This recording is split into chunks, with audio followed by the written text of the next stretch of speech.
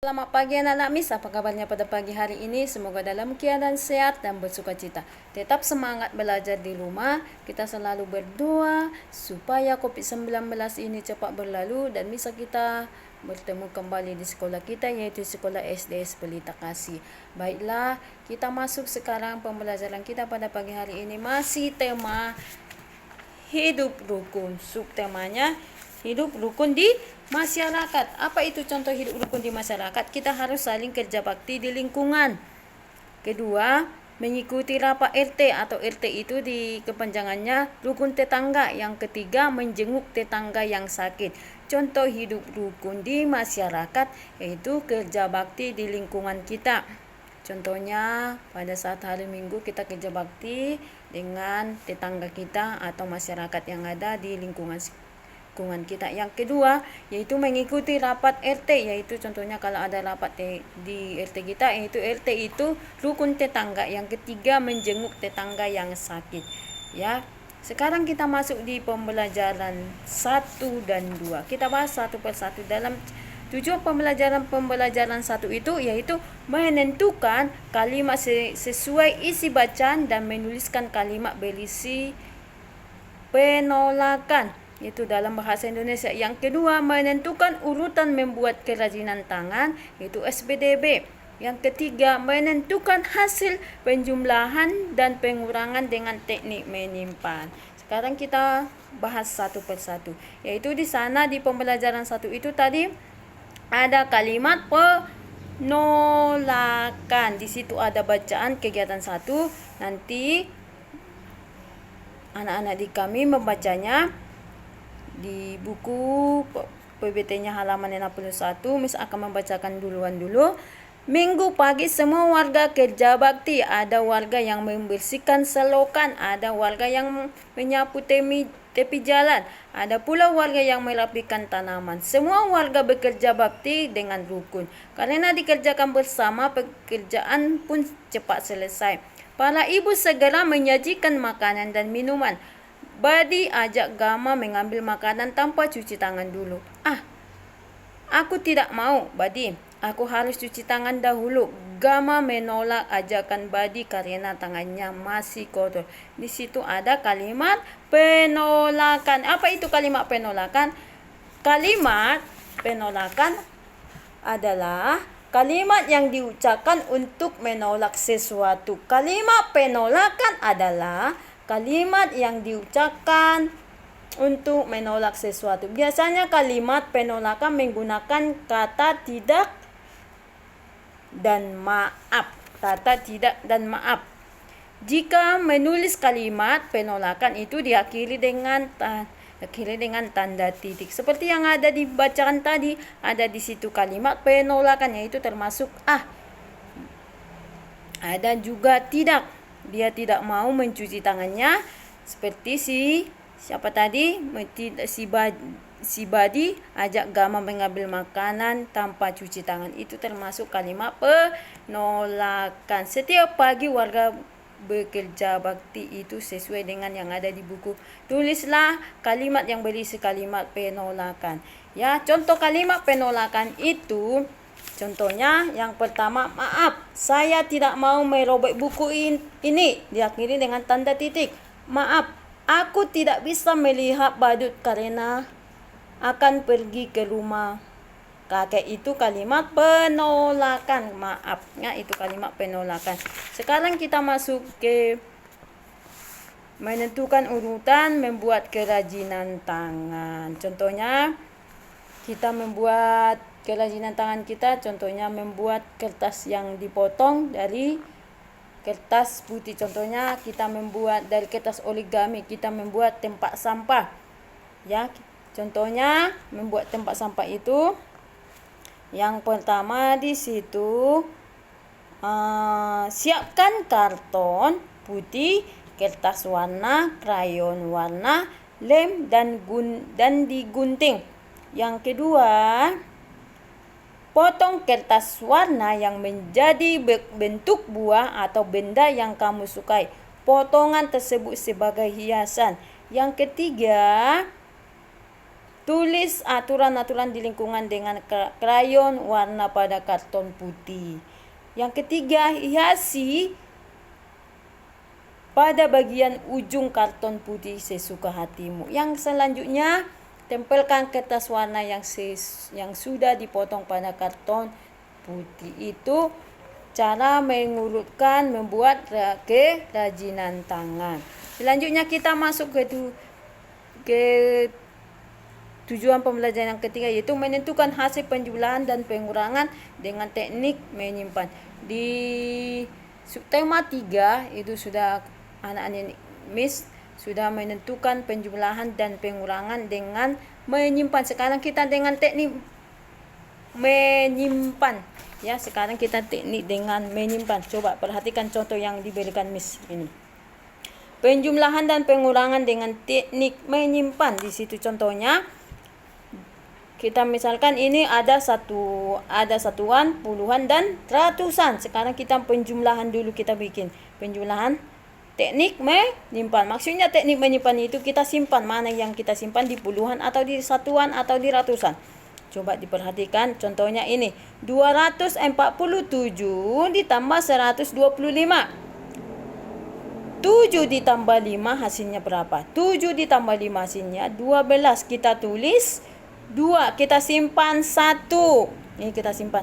7 ditambah 5 hasilnya 12. Kita tulis 2, kita simpan 1. Berarti kita simpan di atas puluhan. 1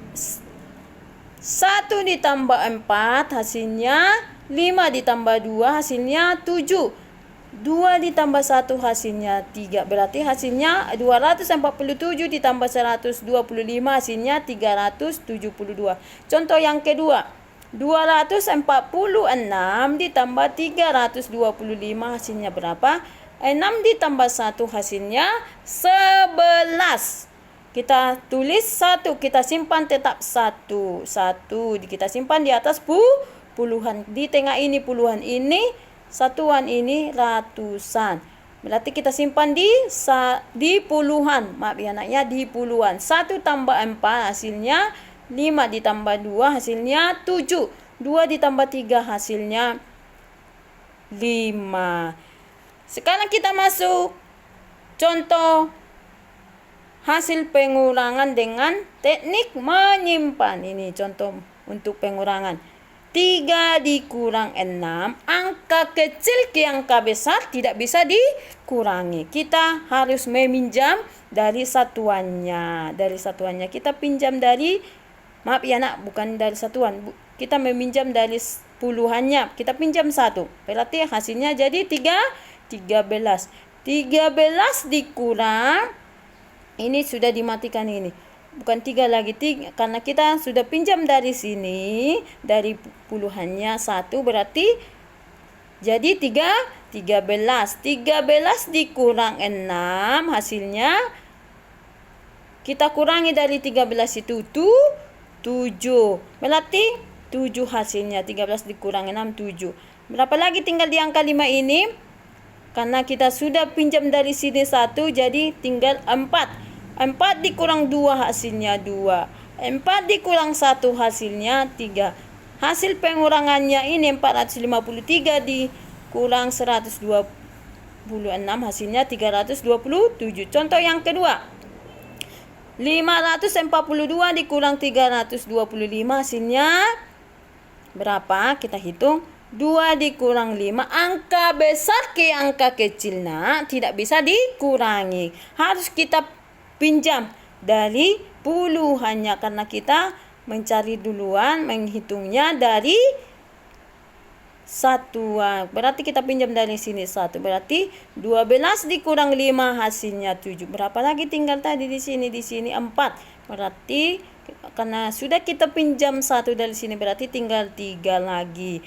3 dikurang 2 hasilnya 1. 5 dikurang 5 hasilnya 2. Itulah hasilnya 542 dikurang 325 hasilnya 217. Nanti anak didik kami di sini dikerjakan sesuai yang dituliskan, yang dijelaskan Miss. Nanti itu dikirimkan kepada anak didik kami supaya bisa melihat contoh Ya, nanti. Selanjutnya kita masuk di pembelajaran 2. Di pembelajaran 2 itu ada 3 tujuan pembelajarannya. Yang pertama, menuliskan kalimat penolakan dan persetujuan. Yang ketiga, memasangkan keterangan perilaku dengan pengalaman sila pertama dan kedua Pancasila. Yang ketiga, melengkapi keterangan tentang gerakan dalam olahraga. Tadi apa itu kalimat penolakan? Kalimat penolakan yang adalah kalimat yang diucapkan untuk menolak sesuatu. Biasanya itu kalimat penolakan itu menggunakan kata tidak atau maaf. Jika menulis kalimat penolakan itu diakhiri dengan tanda titik. Sekarang coba di situ perhatikan dulu. Sekarang kita sebentar lagi kita akan melakukan 17 Agustus seperti ini. Kita membuat bendera di depan rumah kita. Apa kalimat berisi penolakannya?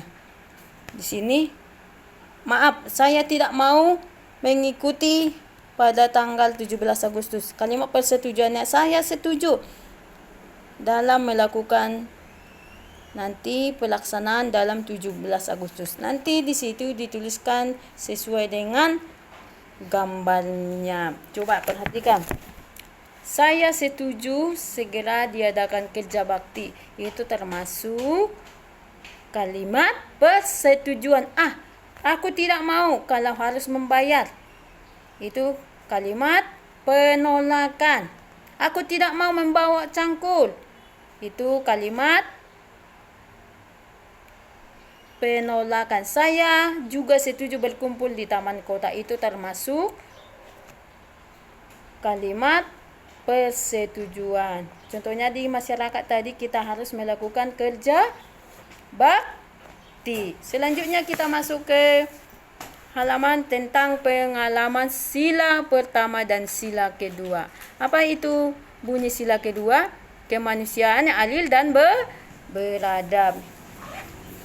Sila pertama, ketuhanan yang Maha Esa. Ketuhanan yang Maha Esa. Apa itu contoh pengalaman sila kedua dan sila pertama?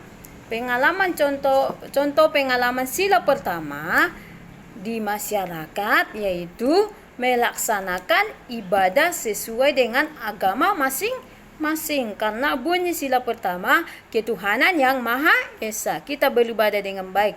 Yang kedua, memberi kesempatan dan menghormati tetangga untuk beribadah. Kita harus menghormati tetangga kita yang sedang beribadah. Contohnya pada tetangga kita Muslim, kita harus menghormati juga biar kita juga dihormati dalam melaksanakan ibadah. Yang contoh pengalaman sila kedua Pancasila di masyarakat.